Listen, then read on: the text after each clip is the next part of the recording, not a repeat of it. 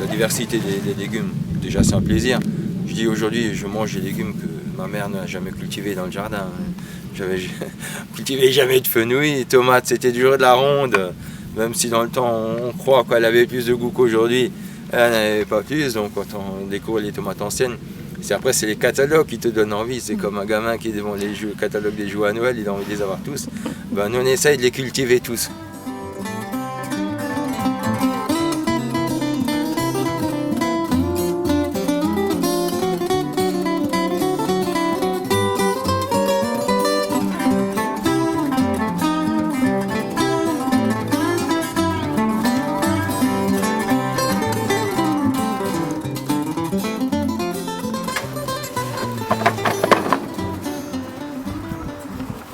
J'habite à Hitlenheim, donc c'est une exploitation familiale que j'ai repris dans les années 80. Il y avait mes parents et moi je suis la troisième génération qui fait que de l'agriculture. Il faut savoir que notre exploitation est constituée de 13-14 hectares actuellement. Donc c'est, comme je dis toujours, c'est le tiers, presque le quart de la moyenne du département. Donc ça fait longtemps qu'on ne devrait plus exister. On est beaucoup trop petit pour vivre dans le schéma agricole aujourd'hui. D'où, depuis toujours, des spécialisations sur l'exploitation. Il y avait tabac et cochon. On m'a obligé à arrêter le cochon. J'ai dit, tiens, je vais me faire un truc qui me fait plaisir. Moi, je vais faire une conversion bio. En 2005, on a fait nos premiers légumes. Mais on a commencé sur 1 hectare, 2 hectares. C'est après ça fait que la deuxième année là, qu'on est sur une surface de presque 10 hectares de légumes, quoi. Il y a pratiquement toute l'exploitation qui est en légumes. L'exploitation a subi une liquidation en 2008, donc j'étais exploitant à titre individuel, donc ça a été valsé, mais on a pu créer une structure qui a racheté les terres, ce qui fait que j'ai rien perdu.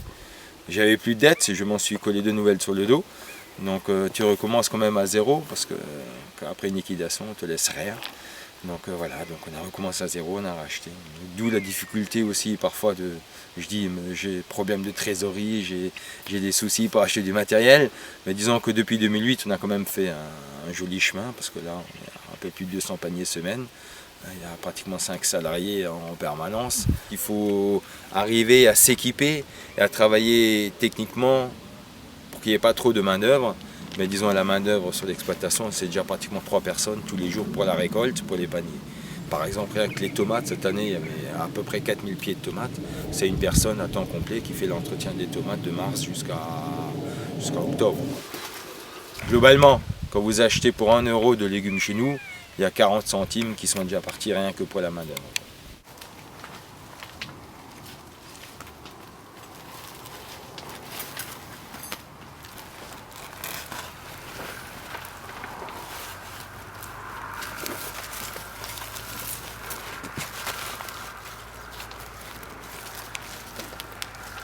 Et comme ça, on fait 5000 plants et 25 ou 26 variétés de tomates. Bon. Ça, c'est nos variétés. Donc là, tu les vois, elles commencent à sortir là. Tomates, on n'en aura pas avant fin juin, début juillet. Alors que si on achète des plants qui ont déjà 30-40 cm, on peut déjà en avoir mi-juin, peut-être mi-juin, début juillet, quoi. Dans toutes les variétés de légumes, on achète les premiers plants qu'on plante mars, début avril dans les serres, parce qu'on n'arrive pas à les produire. Il faudrait qu'on fasse une serre chauffée. J'ai pas le temps et on n'a pas encore la personne compétente pour faire le boulot. Donc je suis obligé d'acheter les plants. Donc c'est des plants, les premiers plants tomates, avec les premières tomates qu'on peut consommer, c'est des plants qui sont élevés sous serre chauffée. Donc là j'achète. Après les tomates anciennes, généralement on fait les plants nous-mêmes.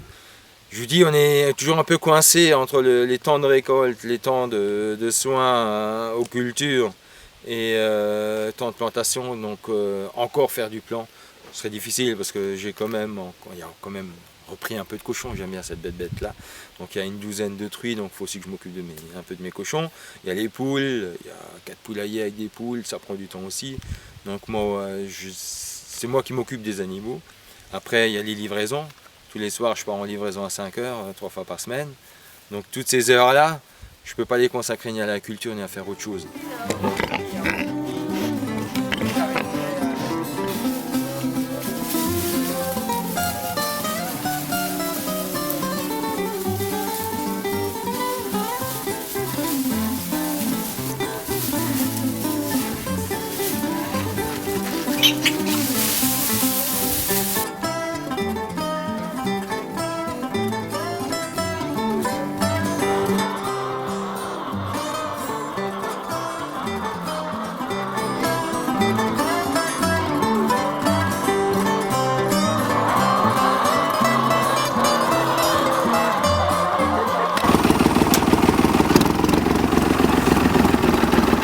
principe de planter sauvage, déjà c'est de la bâche biodégradable, donc c'est de l'amidon de maïs, donc ça se dégrade dans le sol, on n'a pas besoin de l'enlever.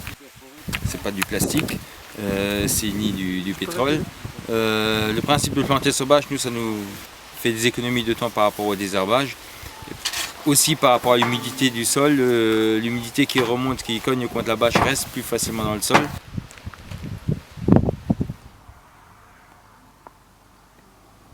On a un souci d'eau, ouais. C'est assez marrant, on est Korosberg, là Hitlanheim, on a souvent soif. On a un problème, il n'y avait que de la carotte semée, déjà il y a 6 semaines, donc j'étais bien calé pour le semis de carottes. Et comme on a très peu de pluie et que j'ai pas voulu mettre l'irrigation en place tout de suite, on s'est fait coincer, c'est-à-dire que ça a germé et c'était entre deux petites pluies, ce qui fait que la graine elle a germé et avec le sec elle a séché. Donc là maintenant je grille la mauvaise herbe pour pouvoir retourner le sol, retravailler le sol pour recréer un sol sec. Donc là le sol il est tassé, il est un peu humide, donc c'est de semer dedans et en espérant qu'il pleuve. Sinon ce coup-ci je mets l'irrigation parce que c'est ma dernière chance pour avoir des carottes de conservation.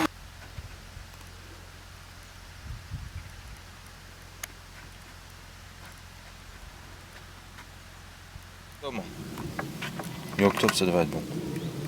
Mais là on a déjà irrigué 2-3 fois. Vous voyez le sol il est quand même encore sec. Donc là s'il n'y a pas d'eau il va falloir arroser un maximum. Mais elles sont jolies. Donc je pense que pour cet hiver on sera approvisionné encore. C'est pour ça cette année il y a des récoltes qui sont un peu plus faibles. Parce que vraiment il a fait sec. Mais c'est pas mauvais d'un autre côté. Parce que si j'ai pas tellement de pommes de terre, en conservation ce sera top, quoi. C'est vraiment de la patate qui sera bien ferme, qui se conservera très bien. Je peux la conserver sans froid, sans rien, jusqu'au mois d'avril, début mai, s'il y en a encore. Parce que je gagne en qualité du produit, on gagne en conservation de toute façon. Donc tout le monde s'y retrouve, quoi. Le but c'est quand même d'avoir quelque chose qui soit bon, qui se conserve bien, qui ne pose pas trop de problèmes. C'est toujours ce jonglage, ça c'est un peu le souci du bio. Suivant les saisons c'est plus ou moins évident. Pour ça il y a certains désherbages qui sont ratés parce qu'on n'a pas eu le temps.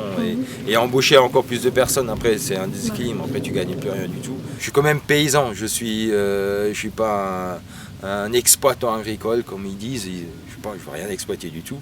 Il faut juste transférer de l'alimentaire, de la terre à la personne qui est derrière son assiette. Donc c'est ce partage-là qui pour moi est important. Ce n'est pas une recherche de rentabilité.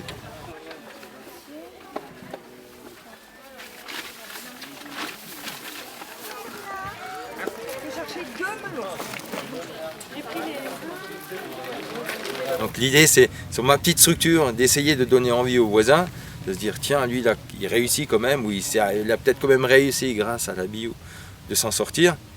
Ben, il me faut que je change de bagnole, je roule encore un vieux taco qui a 20 ans, je m'achète une vieille Mercedes maintenant. C'est promis, c'est pour cet automne, cet automne, début d'hiver, il y aura du porc qui sera proposé en caissette en amas.